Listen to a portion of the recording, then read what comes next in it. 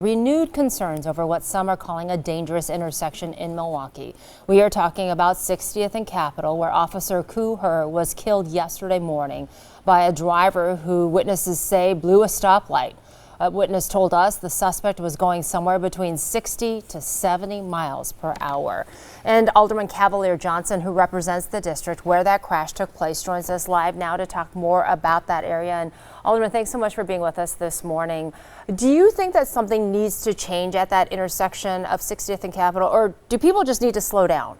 I think there are a number of things that should happen at the intersection. That is the key, is that people do need to slow down. They do need to take responsibility for their actions behind the wheel. The police should continue doing what they've been doing, and I don't think that there's going to be any change in their policy there. If you look at that intersection between 60th and Capitol on up to Mayfair Road, you see increased police presence in my district as well as the district directly to the west of me. I think those are positive things that have happened, and I think those things should continue to happen. That's a fine line, though, isn't it, Alderman, the extra policing, because you don't want people to feel harassed, and there is a sensitivity of that in the community with the relationship with police. By the same token, a lot of good people living in those neighborhoods, and they do not want these dangerous drivers out there. Absolutely, Vince. And it's funny that you say that, actually, because last year we had worked on legislation that we kicked up to the state, asking them to allow for speed enforcement cameras and red light cameras. Right.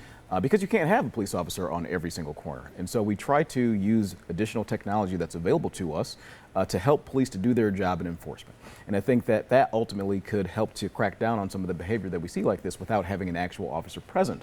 Unfortunately, the leaders in the state just refuse to allow that sort of technology to be used by our police department or any others across the state. I mean, I just think about, the police that are out there. If you're patrolling, you're usually doing it on a bike. You're not doing it on a horse, right? We use the new technology that's available, but they won't allow us to use this technology to help with traffic enforcement. Alderman Johnson, do you think that the driver with the 4 OWI convictions should have even been on the road to begin with? Well, I mean, I understand that this person was on probation, and I understand second chances and the like. However, at the same time too, I think that if the person is on probation, I don't know if intoxication was a factor in this.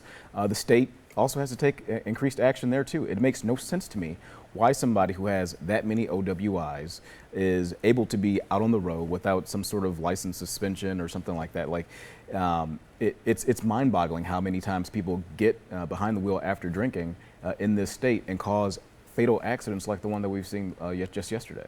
Alderman Cavalier Johnson, thanks so much for being up early with us. Appreciate your time this morning. Absolutely. Thank you, guys.